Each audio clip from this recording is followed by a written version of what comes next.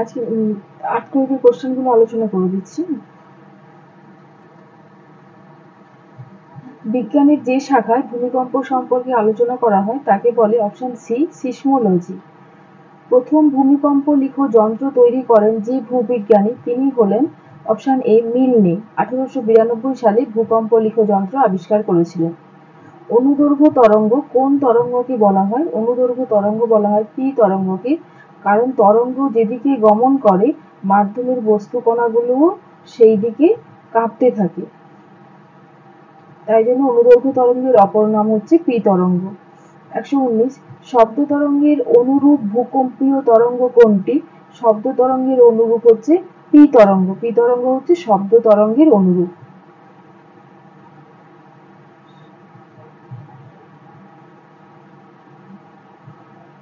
120 নম্বর question, ভূকম্প লিখ যন্ত্রে সবচেয়ে প্রথম এসে পৌঁছায় কোন তরঙ্গ? সবার প্রথম এসে পৌঁছায় পি তরঙ্গ, তাই পি তরঙ্গের অপর নাম প্রাথমিক তরঙ্গ। পি তরঙ্গের পরে এসে পৌঁছায় এস তরঙ্গ। 121 প্রাথমিক তরঙ্গ কোন তরঙ্গের অনুরূপ? প্রাথমিক তরঙ্গ শব্দ তরঙ্গের অনুরূপ। ভূকম্পনের মাত্রা সর্বাধিক অনুভূত হয় ভূমিকম্পের উপকেন্দ্রে। অপশন সি, এটা খুব ইম্পর্টেন্ট কোশ্চেন। ভূমিকম্পের উপকেন্দ্রে ভূকম্পনের মাত্রা সর্বাধিক অনুভূত হয়। 123 কোন তরঙ্গ সংকোচন তরঙ্গ নামে পরিচিত? অপশন সি পি তরঙ্গ। সংকোচন প্রসারণের মাধ্যমে পি তরঙ্গ সামনের দিকে এগিয়ে যায়, তাই পি তরঙ্গের অপর নাম সংকোচন তরঙ্গ। এখানে দিয়েছে পি তরঙ্গের অপর নাম, অপশন ডি হবে এখানে ধাক্কা তরঙ্গ, কারণ পি তরঙ্গ সবার প্রথম ভূপৃষ্ঠে এসে বা ভূত্বকে এসে ধাক্কা দেয় বলে, তাই পি তরঙ্গের অপর নাম হচ্ছে ধাক্কা তরঙ্গ। আর পীড়ন তরঙ্গ বলা হয় এস তরঙ্গকে, আর অনুপ্রস্থ তরঙ্গও বলা হয় এস তরঙ্গকে। অনুপ্রস্থ তরঙ্গ কোন তরঙ্গকে বলা হয়? অপশন সি এস তরঙ্গ। 126 ভূমিকম্পের এস তরঙ্গ অতিক্রম করে অপশন এ কেবলমাত্র কঠিন মাধ্যমের মধ্য দিয়ে। এস তরঙ্গ শুধুমাত্র কঠিন মাধ্যমের মধ্য দিয়ে যাতায়াত করতে পারে। কোন তরঙ্গের দ্বারা শিলাদেহে উলম্ব তলে আন্দোলিত হয়? অপশন এ এস তরঙ্গ। এস তরঙ্গ যেদিকে গমন করে শিলাদেহ তার উপর নিচে বা উলম্ব তলে আন্দোলিত হয়। ক্ষুদ্র তরঙ্গ দৈর্ঘ্যের একটি ভূকম্পীয় তরঙ্গ হলো অপশন এ প্রাথমিক তরঙ্গ বা পি তরঙ্গ। পি এর তরঙ্গ দৈর্ঘ্য সব থেকে ছোট। সবচেয়ে ধীর গতির ভূকম্পীয় তরঙ্গ হলো অপশন সি এল তরঙ্গ। এল তরঙ্গের গতি সব থেকে ধীর, কিন্তু তরঙ্গ দৈর্ঘ্য সব থেকে বেশি। সবচেয়ে কম শক্তিশালী ভূকম্পীয় তরঙ্গ হলো এল তরঙ্গ। এর শক্তির মাত্রাও কম, কিন্তু এল তরঙ্গের ধ্বংসাত্মক ক্ষমতাটা সব থেকে বেশি, যেহেতু এটি ভূপৃষ্ঠের উপরে সৃষ্টি হয়। পি এবং এস তরঙ্গের শক্তি নিয়ে। পৃষ্ঠ তরঙ্গ কাকে বলা হয়? পৃষ্ঠ তরঙ্গ বলা হয় অপশন সি এল তরঙ্গকে। পৃথিবীর মধ্যে সর্বাপেক্ষা অধিক ভূমিকম্প প্রবণ দেশ হলো অপশন সি জাপান। মার্কালি বা মার্সেলি স্কেল অনুসারে ভূমিকম্পের সর্বাধিক তীব্রতা কত? Option A 12। ভূমিকম্পে কেন্দ্রের সোজাসুজি ওপরে ভূপৃষ্ঠের স্থানটিকে বলা হয় সি ভূমিকম্পের উপকেন্দ্র।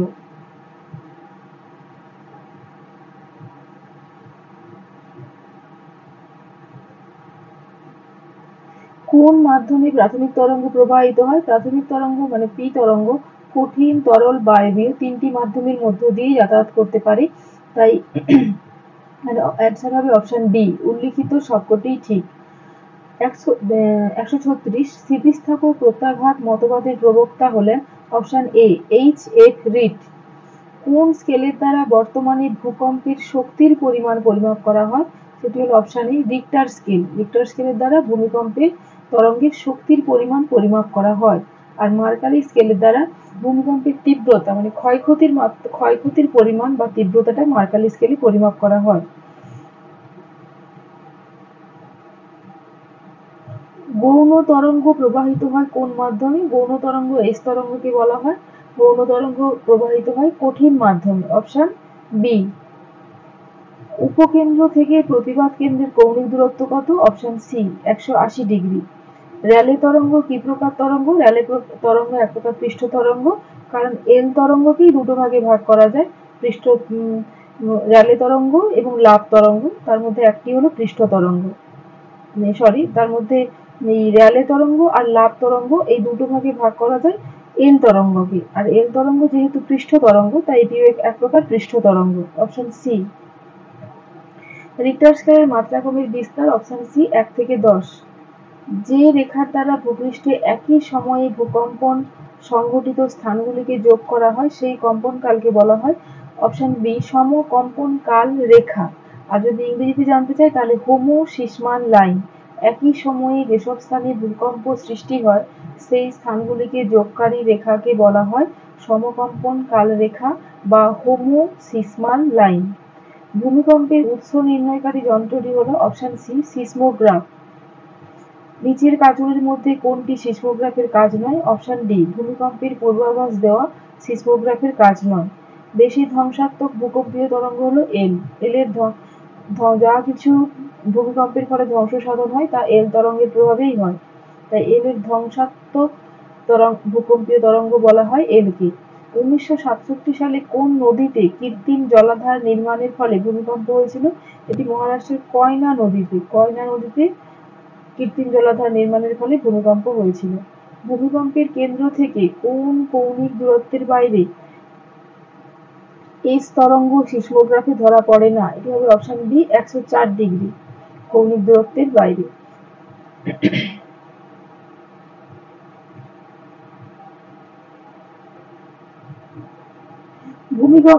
ভূমিকম্প কেন্দ্র থেকে কোন কৌণিক দূরত্বের মধ্যে পি তরঙ্গ সিসমোগ্রাফে ধরা পড়ে না?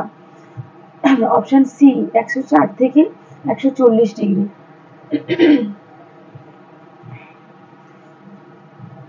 ভূমিকম্প কেন্দ্রের বিপরীত দিকে পি ও এস তরঙ্গবিহীন অঞ্চলকে বলা হয় অপশন বি ছায়া বলয়। এটি খুব ইম্পর্টেন্ট কোশ্চেন, ছায়া বলয়। আর এই 148 এই ডিগ্রিটা কত ডিগ্রি থেকে কত ডিগ্রি? 104 ডিগ্রি থেকে 140 ডিগ্রি, বা কোথাও এটা 104 থেকে 143 ডিগ্রি আছে। এই দূরত্ব কৌণিক দূরত্বের মধ্যে পি ও এস তরঙ্গ ধরা পড়ে না, তাই একে ছায়া বলয় বা শ্যাডো জোন বলা হয়। ভূমিকম্পের সমান তীব্রতা বিশিষ্ট স্থানগুলিকে সংযোগকারী কাল্পনিক রেখাকে বলা হয় অপশন বি সমভূবিপর্যয় বা সমতীব্রতা রেখা, বা একে ইংরেজিতে বলা হয় আইসোসিসমাল লাইন। ইংরেজিটাও কিন্তু মনে রাখবে, কখনো কখনো অপশানে বাংলা অপশন দেয় না, ইংরেজি অপশন দেওয়া থাকে। ভূত্বকে আকস্মিক ও ক্ষণস্থায়ী কম্পনকে বলা হয় অপশন ডি ভূমিকম্প। পৃথিবীর অভ্যন্তরে যেখানে ভূকম্প তরঙ্গ উৎপন্ন হয় তাকে বলা হয় অপশন এ ভূমিকম্পের কেন্দ্র। আর যেখানে ভূমিকম্পের কেন্দ্র ভূপৃষ্ঠে প্রথম এসে পৌঁছায় তাকে বলা হয় ভূমিকম্পের উপকেন্দ্র। অধিকাংশ ভূকম্পন কেন্দ্রগুলি ভূপৃষ্ঠ থেকে কত কিলোমিটারের অভ্যন্তরে অবস্থান করে? অপশন এ 16 কিমি। ভূপৃষ্ঠের যে বিন্দুতে ভূমিকম্পের তরঙ্গ প্রথম পৌঁছায় তাকে বলা হয় ভূমিকম্পের উপকেন্দ্র। এখানে আমরা অপশন সি এর পরিবর্তে অপশন ডি ও করতে পারি। ভূমিকম্পের উপকেন্দ্র, অপশন সি না করে এটা অপশন ডি করবো। ভূমিকম্পের তরঙ্গ প্রথম পৌঁছায়, সেটি হলো ভূমিকম্পের উপকেন্দ্র। ভূমিকম্পজনিত ক্ষয়ক্ষতি সবচেয়ে বেশি হয় অপশন সি ভূমিকম্পের উপকেন্দ্রে। কোন তরঙ্গকে সংক্রমণ তরঙ্গ বলা হয়? পি তরঙ্গকে। Option A.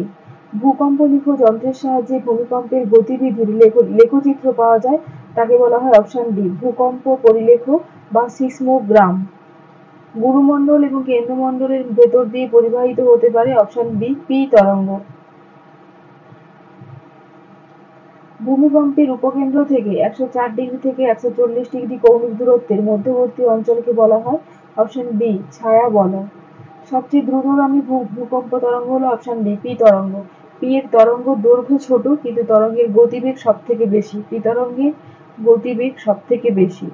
সর্বাধিক ধ্বংসাত্মক ভূকম্পীয় তরঙ্গ হলো অপশন সি এল তরঙ্গ। এল তরঙ্গের ধ্বংসাত্মক ক্ষমতা সব থেকে বেশি। ভূমিকম্পের তীব্রতা মাপক কোন স্কেলটি লগারিদম বা সংখ্যার বর্গমান স্কেল রূপে পরিচিত? Richter scale. এর মাত্রা 1 থেকে 10। এর প্রতিটা মানের হচ্ছে ব্যবধান আগের পরবর্তী মানটি আগের মানের তুলনায় সবসময় 10 গুণ বেশি হয়, তাই জন্য এই স্কেলকে লগারিদম স্কেল বলা হয়। ভূমিকম্পের এল এর তরঙ্গ দৈর্ঘ্য সবচেয়ে বড় কিন্তু গতিবেগ সব থেকে কম।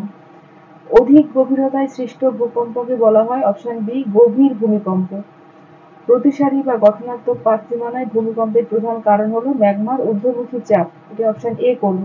যখন দুটো প্লেট পরস্পর থেকে বিপরীতে সরে যায় তখন মাঝখানে যে শূন্যস্থান বা ফাঁকা স্থানের সৃষ্টি হয় সেই ফাঁকা স্থান বরাবর অ্যাস্টেনোস্ফিয়ারের ম্যাগমা উপরে উঠে আসে। এই ম্যাগমার উপরে উঠে আসার ফলে বা ঊর্ধ্বমুখী চাপের ফলে কখনো কখনো পাতসীমানা এই প্রতিসারী পাতসীমানা বরাবর ভূমিকম্প হয়ে থাকে। ভূমিকম্পের ফলে সৃষ্ট ভয়ঙ্কর সামুদ্রিক জলোচ্ছ্বাসকে বলা হয় অপশন বি সুনামি। সুনামি হলো সমুদ্রের তলদেশে সৃষ্ট ভূমিকম্পের ফলে সামুদ্রিক জলোচ্ছ্বাস সৃষ্টি হয় তাকে সুনামি বলা হয়। সুনামি একটি জাপানি শব্দ। আন্তর্জাতিক ভূকম্প সমীক্ষা কেন্দ্র কোথায় অবস্থিত? অপশন সি আমেরিকা যুক্তরাষ্ট্রে। 2004 সালের বিধ্বংসী সুনামির কেন্দ্র কোন মহাসাগরের তলদেশে ছিল? অপশন ই ভারত মহাসাগর। 1950 সালে অসমের ভূমিকম্পে কোন নদীর গতিপথ পরিবর্তন হয়? অপশন বি দিবং নদীর গতিপথ। কোন মহাসাগরীয় বেষ্টনী বলয়টি সামুদ্রিক ভূমিকম্প প্রবণ বলয়? অপশন ডি প্রশান্ত মহাসাগরীয় বলয়। টেথিয়ান বলয় রূপে অভিহিত করা হয় কোন বলয়কে? আল্পীয় হিমালয় বলয়কে। এরই অপর নাম টেথিয়ান বলয়। সুনামি শব্দের অর্থ এখানে অ্যাকচুয়ালি অর্থটা হচ্ছে পোতাশ্রয়ের ঢেউ, কিন্তু অপশনে সেরকম কোনো দেখতে পেলাম না। পৃথিবীতে সংঘটিত ভূমিকম্পের শতকরা কত ভাগ প্রশান্ত মহাসাগর বলয়ে সংঘটিত হয়? অপশন ডি 68% বা 68 ভাগ। আমেরিকা যুক্তরাষ্ট্রের পশ্চিম প্রান্তে অবস্থিত ক্যালিফোর্নিয়া ট্রান্সফর্ম চ্যুতি কোন ভূমিকম্প বলয়ে অবস্থিত? অপশন এ প্রশান্ত মহাসাগরীয় বলয়। নিম্নলিখিত কোন পদ্ধতির মাধ্যমে ভূমিকম্পের পূর্বাভাস দেওয়া যায়? অপশন এ ভৌম জলস্তরে র্যাডন গ্যাসের তারতম্য দেখে।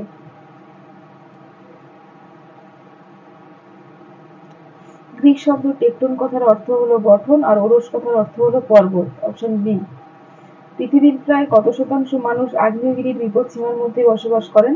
অপশন এ 14% এবং অগ্ন্যুৎপাতের পরে পরেই আশেপাশের অঞ্চলে প্রায়শই কি হয়? ভূমিকম্প হয়। আগ্নেয়গিরির ছিদ্রপথ দিয়ে বোরিক অ্যাসিড নির্গত হলে তাকে কি বলা হয়? স্যাফিয়নি। আর সালফার গ্যাস বেরোলে তাকে আমরা বলি সালফাটারা বা সালফাটাস। লাভা ফাটলের মধ্যে ফোয়ারার মতো নির্গত হলে যে ভূমিরূপ তৈরি হয় তাকে বলা হয় স্প্যাটার শঙ্কু। শিলাস্তরের মধ্যে ম্যাগমা জমাট বেঁধে সরার মতো ভূমিরূপ তৈরি হলে তাকে বলা হয় লোপোলিথ। তাই এখানে অপশন এ হবে অ্যান্সার। এস এর তরঙ্গ দৈর্ঘ্য পি এর তরঙ্গ দৈর্ঘ্য অপেক্ষা বেশি হয় আর ভূত্বকে পি তরঙ্গের গতি এস তরঙ্গে অপেক্ষা বেশি হয়। এস এর তরঙ্গ দৈর্ঘ্যটা পি তরঙ্গের তুলনায় বড় হয়, কিন্তু পি এর তরঙ্গ যে গতিবেগ সেটা এস তরঙ্গ অপেক্ষা বেশি হয়। Option A.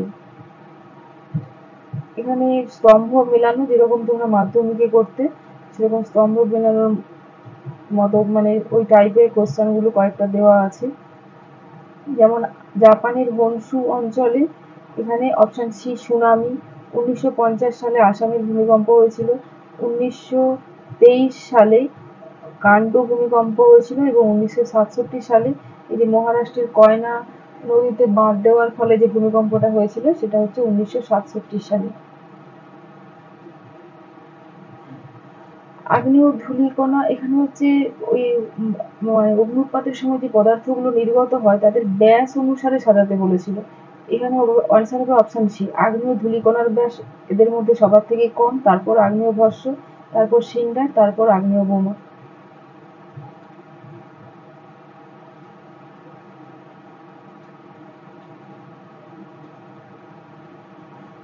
আচ্ছা এখানে দেখো এখানে মানে এই ধরনের টাইপেরও যদি কোশ্চেন দেয় তাই সেইটা ভেবে কিছু কোশ্চেন দেওয়া আছে। যেমন এখানে দুটো করে উক্তি দেওয়া থাকে, একটা বিবৃতি এবং একটা যুক্তি।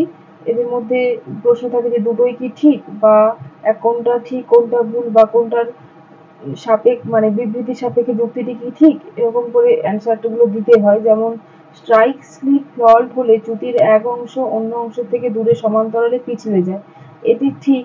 আবার সমুদ্রে স্ট্রাইক স্লিপ ফল্ট হলে মানে এটি একটা চ্যুতি জনিত ভূমিকম্প হলে সুনামি হওয়ার কথা নয়, এটাও ঠিক। কিন্তু কখনো এই স্ট্রাইক স্লিপ ফল্টের ফলে ভূমিকম্প হওয়ার কথা নয়, মানে ভূমিকম্প হলে সুনামি হওয়ার কথা নয়, কিন্তু কখনো কখনো কিন্তু এই স্ট্রাইক স্লিপ ফল্টের ফলে সুনামি হয়ে থাকে। তাই জন্য এ এবং আর উভয়ই সত্য, কিন্তু আর এর সঠিক ব্যাখ্যা নয়, কারণ কখনো কখনো কিন্তু হওয়ার কথা নয়, কিন্তু কখনো কখনো হয়ে থাকে।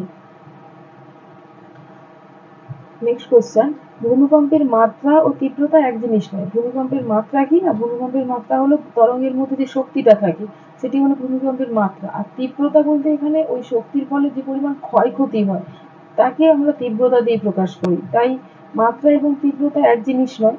মাত্রা হলো উৎপত্তি স্থলের সৃষ্টির সময়ের ক্ষমতা, আর তীব্রতা হলো ভূমিকম্প হলে কি পরিমাণ কম্পন হয় বা ক্ষয়ক্ষতি হয়, কি পরিমাণ কম্পন হয় দিয়েছে। তাই এখানে এ সঠিক, বি হচ্ছে ভুল, কারণ কি পরিমাণ ক্ষয়ক্ষতি হয় সেই ক্ষয়ক্ষতির মাত্রাটাকে আমরা তীব্রতা দিয়ে প্রকাশ করি। যে প্রক্রিয়ায় ভূপৃষ্ঠের উচ্চতা বৃদ্ধি পায় তাকে আরোহণ প্রক্রিয়া বলে। ঠিক, বিবৃতিটি ঠিক। আবহবিকার পুঞ্জিত ক্ষয় ও ক্ষয়ীভবন বিচূর্ণ শিলা নিম্নভূমিতে জমা হয়ে ভূমির উচ্চতা বৃদ্ধি পায়, এটাও ঠিক। তাই এ এবং আর মানে অ্যাসার্টেন এবং মানে যুক্তি, রিজন উভয়ই সত্য, এবং আর হলো এর সঠিক ব্যাখ্যা। 2004 সালে 26শে ডিসেম্বর ভারত মহাসাগরে ঘটে এক বিরাট সুনামি, এটা ঠিক। হঠাৎ করে ভারত প্লেটটি বার্মা প্লেটের নিচে পিছলে ঢুকে পড়ায় তৈরি হয় 9.0 মাত্রার এক ভয়ঙ্কর ভূমিকম্প, এটাও ঠিক। তাই অপশন এ এবং আর উভয়ই সত্য, আর হলো এর সঠিক ব্যাখ্যা।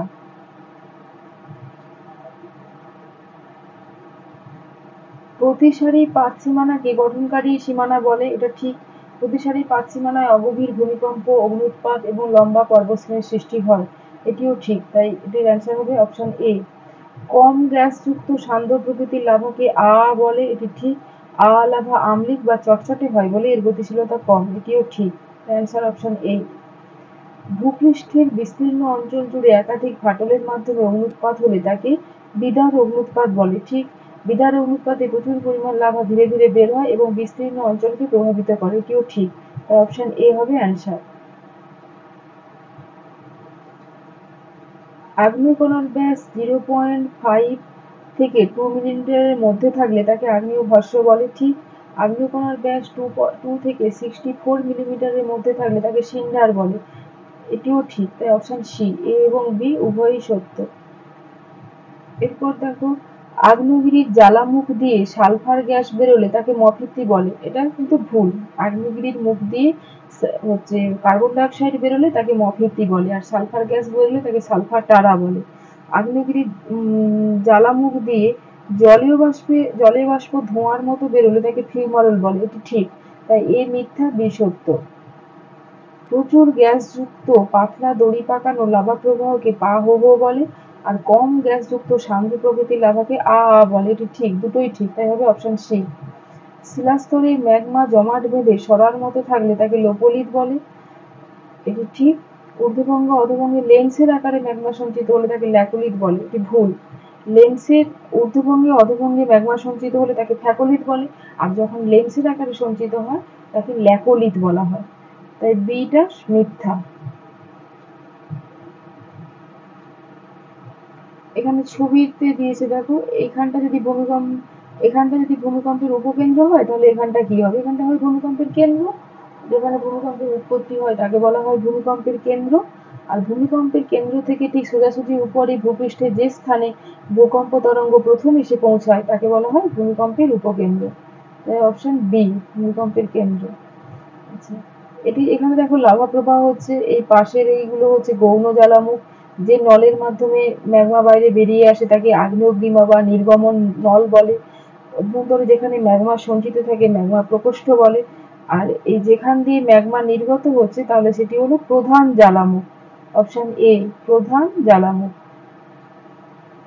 এখানে দেখো, মার্সেলি স্কেল আবিষ্কার হয় 1931 সালে, আর মার্সেলি ছিলেন একজন ইতালীয় বিজ্ঞানী। আর চার্লস রিক্টার কিন্তু আমেরিকা যুক্তরাষ্ট্রের ক্যালিফোর্নিয়ার বিজ্ঞানী।